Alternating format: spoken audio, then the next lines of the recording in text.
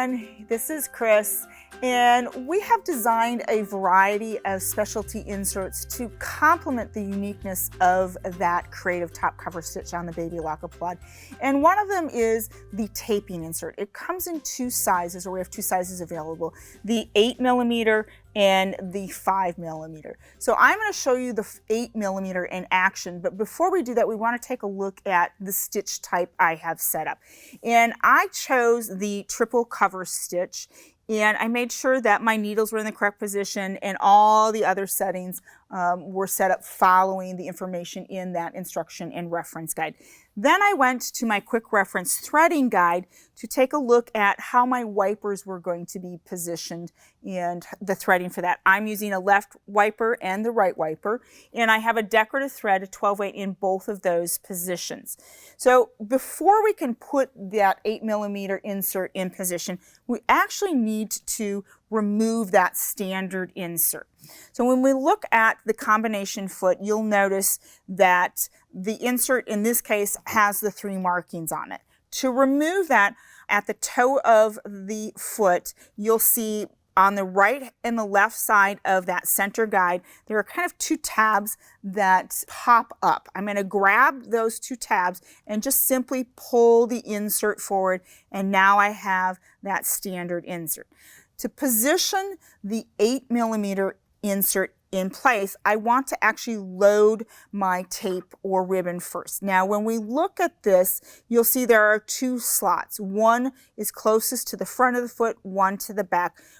The back is what you're going to use for your measurement when you're looking at finding tape and ribbon. And I just found that that's key to the operation or the function of what you're doing. Now, when I put my ribbon in position, I'm going to go up through that first slot with that, up through, and then I'm going to go down into that second slot. So what happens is the ribbon, in a sense, glides across the top. And I always just do a kind of a quick test run of moving that ribbon or tape back and forth just to make sure it moves freely and that it isn't sliding or moving back and forth. Now I'm ready to actually insert it into that combination foot. And to do this, I'm going to pull that ribbon end back on top of itself, and I place that insert flat against the bed of the machine or the feed dogs, and it kind of tips up a little bit. Where I tip it up a little bit, there's 2 little guides in there, if you can see that, and then I'm just going to slide that forward and lock it into place. Okay, now what I'm going to do is take this piece, raise that presser foot. I'm just going to bring it back a little bit so that the tip of that ribbon is right up against that leader that I have in place. Okay, and with that in place, now I'm going to place my base fabric underneath the presser foot and my ribbon, lower the presser foot, and then I'm using that needle up, needle down button. I just take a couple of stitches to secure everything in place.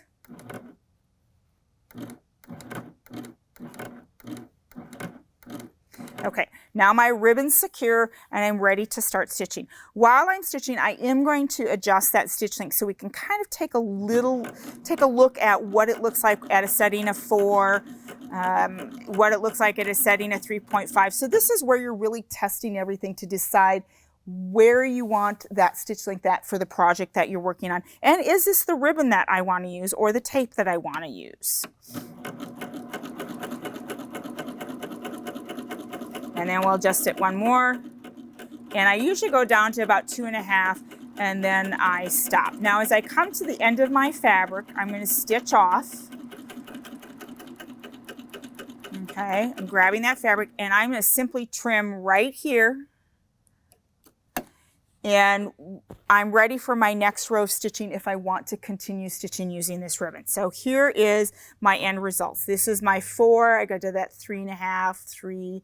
We're going to go down to 2, and a 2.5 is towards the end. And I just think that that is so pretty. So how would you decide what stitch length you want? It really comes down to personal preference. I actually prefer a longer setting because I really see that stitch length. Now I have a couple of samples that I've used of different ribbon type and different stitch types. So this is a satin ribbon that I used with a triple cover stitch. Then I use that same ribbon with a cover wide.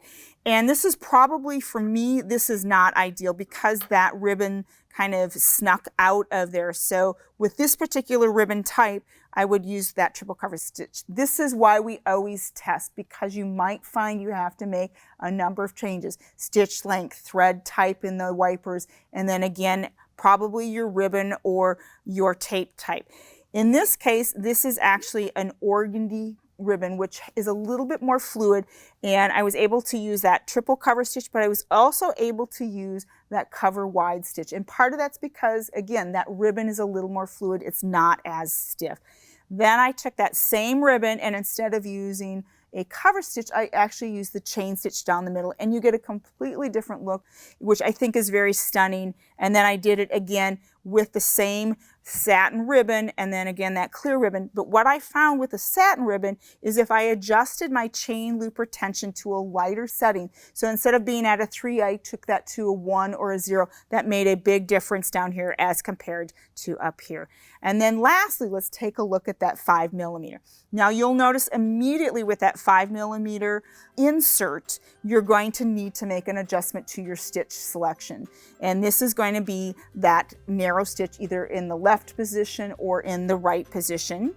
And here we are on a white woven ribbon. And again, I used that same narrow cover stitch, but on the second set, I changed over to just 1 wiper instead of 2. And you can see immediately how the look of what I was doing changed just by making that small change. Now that you've seen the 8 and 5mm taping inserts, hopefully you've seen the possibilities available for you on the Baby Lock Applaud.